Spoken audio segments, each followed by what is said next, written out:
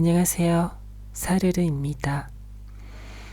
병원에 갔더니 후두염이라네요. 지금 약 먹고 회복 중입니다. 구독자님들도 감기 조심하시고 면역력이 좋다는 비타민 D도 꼭 챙겨 드세요.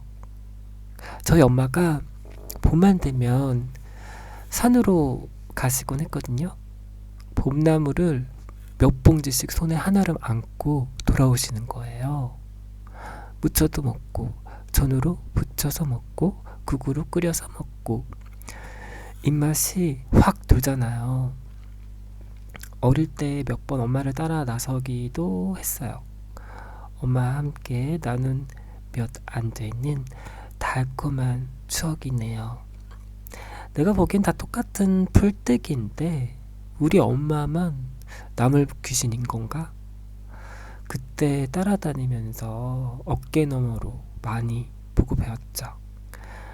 추억이 돋아서 무작정 나무를 캐러 나간 건 아니었고요. 먹을 게 없었거든요. 옷가게에서 해고당한 후 즉시 노동청에 실업수당 신청을 하긴 했단 말이에요. 그렇지 않아도 모아둔 돈도 얼마 없는데 감감무소식인 거야. 급기야 돈이 바닥나게 됐고 굶주리게 된 거죠. 참고로 2017년도 일입니다. 여러분, 독일에서는 아무도 굶지 않는다라는 법도 있어요. 내가 독일 국민이 아니라서 문전박대했나? 노동청에 SOS 요청해도 쌩깝디다. 친구도 없었고 돈 꾸을 곳도 마땅치 않았거든요. 며칠을 굶었는지 모르겠는데 너무 배가 고픈 거야. 밤 12시에는 아무도 없으니까 몰래 밖으로 나옵니다. 그리고 길고양이처럼 여기저기 어슬렁거리며 쓰레기통을 뒤지고 다니기에 이른 겁니다. 가끔 동네 마트 뒷간에 유통기한이 지났거나 손상된 식료품들이 쌓여 있었단 말이야.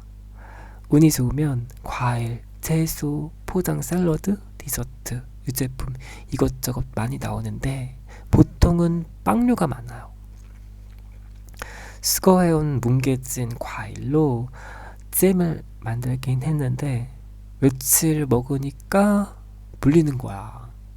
생존 알람이 울리면 창의력이 폭발해요. 빵 레시피가 화수분처럼 계속 나오네. 빵으로 죽을 만들 수 있다는 거 아세요? 그 밖에 마늘빵, 피자, 샌드위치, 프렌치 토스트 등등 채소가게에 가서 망가진 채소 몇 개 얻어와서 빵이랑 같이 다진 다음 비건 미트볼까지 만들어 먹었다니까요. 그런데 불행히도 제가 글루텐 알레르기가 있지 않습니까? 흑빵이나 호밀빵이라고 해도 글루텐이 아예 없는 건 아니니까 계속 먹다 보니 문제가 생기더군요. 그때가 마침 봄이었고 배는 고픈데 갑자기 개떡이 너무 먹고 싶은 거예요. 어릴 때 엄마가 산에서 따온 쑥으로 직접 만들어서 종종 해주셨거든요. 그래서 구글로 폭풍 검색을 해봤으나 독일에 쑥이 거의 없더라고요. 꽝 대신 닭이라고 독일의 산나물에 대해서 공부를 하게 되었죠. 날씨도 좋으니까 매일 오전 자전거를 타고 나갔다가 해질녘에 돌아왔어요.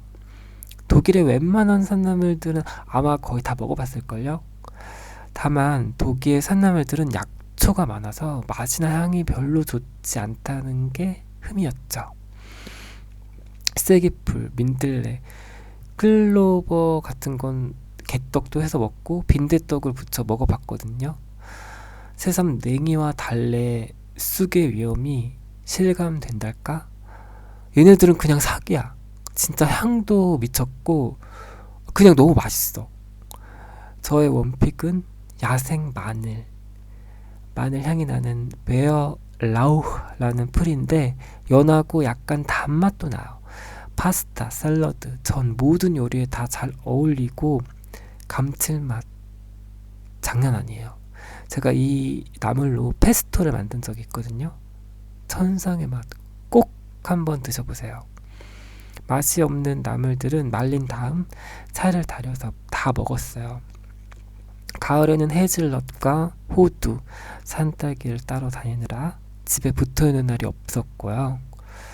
원시인처럼 소쿠리 하나 집어들고 채집하러 이곳저곳 휘젓고 다니던 그때가 이따금씩 그립네요.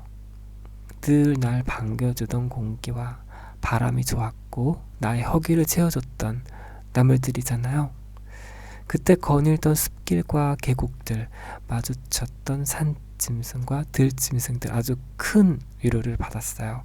나무를 캐는 그 순간만큼 아무 근심, 걱정, 생각 없이 그저 자유롭고 평온했던 것 같아요. 심란하거나 울적하신가요? 소쿠리 따위 필요 없어요. 자연은 언제나 여러분을 환영합니다. 곱게 물이 든 나뭇잎 사기, 도토리 하나로 여러분 영혼의 허기를 달랠 수 있습니다.